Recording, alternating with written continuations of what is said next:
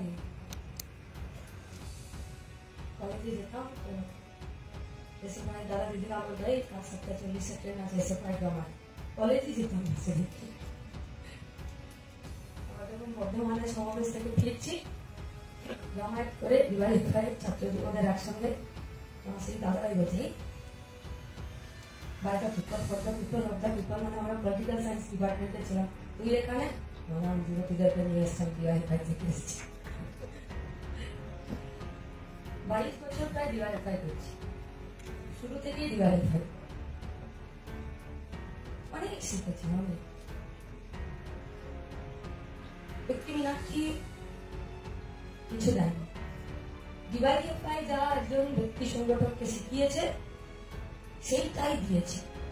DYFI ব্যক্তি সংগঠক হিসাবে মীনাক্ষীকে শিখিয়েছে সাহস করো আর কর্মীদের সঙ্গে বন্ধুদের উপরে চোখ বন্ধ করে ভরসা করো আর রাস্তায় টিকে থাকো, দেখো সবাই মিলে যেতে যাবে, ওইটাই শিখিয়েছে।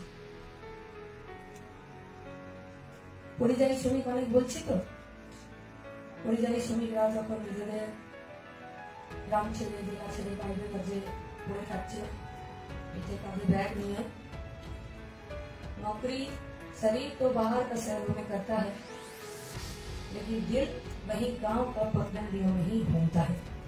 তার থেকে আমি অন্য কোনো সংগঠনে অন্য কোনো মঞ্চে কাজ করবো, মনটা কিন্তু ডিওয়াইফাই থেকে যাবে।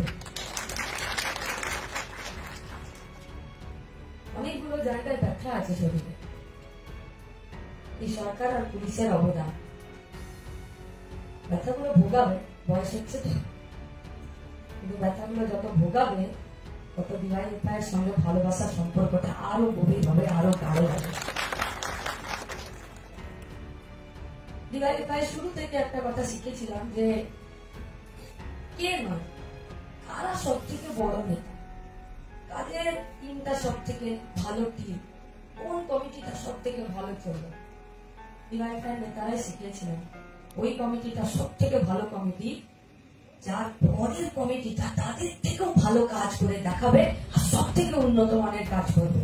আর সেই কমিটিটা আরো ভালো কমিটি যে শুধুমাত্র পরের কমিটিটা নয়, তারপরের আরো 2-3টে কমিটির লিডারদেরকে চোখের সামনে দেখতে পাচ্ছে।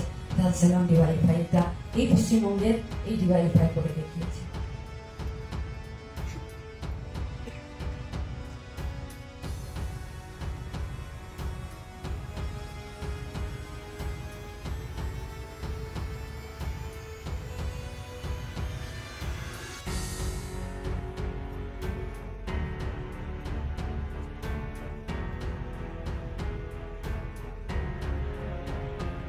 যেদিন সকালে বন্দুক মারা গেল খুব কষ্ট হয়েছে। আবার নিয়ে খাচ্ছিল আর বলছিল দিদি একবার বাড়ি ঘুরে আসতে। তখন আমরা কলকাতা ভর্তি করবো বলে সব রেডি করে ফেলেছি, বললাম যে যাবে তুমি আগে ভর্তি হয়ে যাবো, বাড়ি যেতে দেবো না, ইচ্ছা আশ্বাস দিল। সকালে ঠিক করে চলে গেল, পার হয়েছে আর খবর এলো, দুয়ারটা ফোন করলে, রাজুদেরটা ফোন করলো যে নতুন মা ফিরে।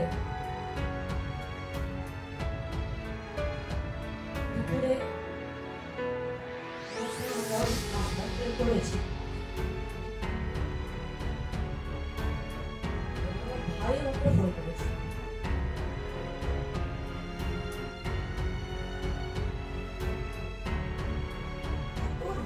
আমার ভাই আমাকে কোনদিন ফোন করে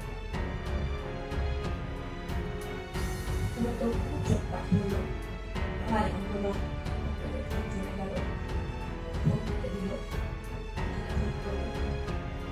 বললো যে গোটা রাজ্যের সব থানাতে একসঙ্গে তোদেরকে ঘেরাও করে দিতে হবে, এ পশ্চিমবঙ্গে চলতে পারে না যে চাকরি চাইতে যাবে আর পুলিশ একজনকে লাঠি পিটিয়ে ফোন করে দেবে আর তোরাও চুপ করে বসে থাকতে পারিস।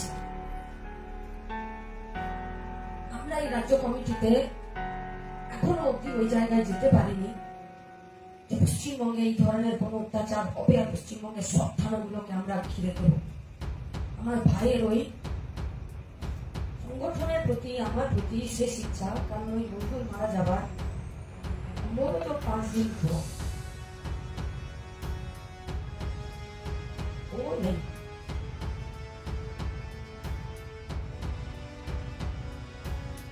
কিন্তু ওই সাংগঠনিক যে আমাদের প্রতি, আমার প্রতি তো নয়, এই ভয়ের প্রতি।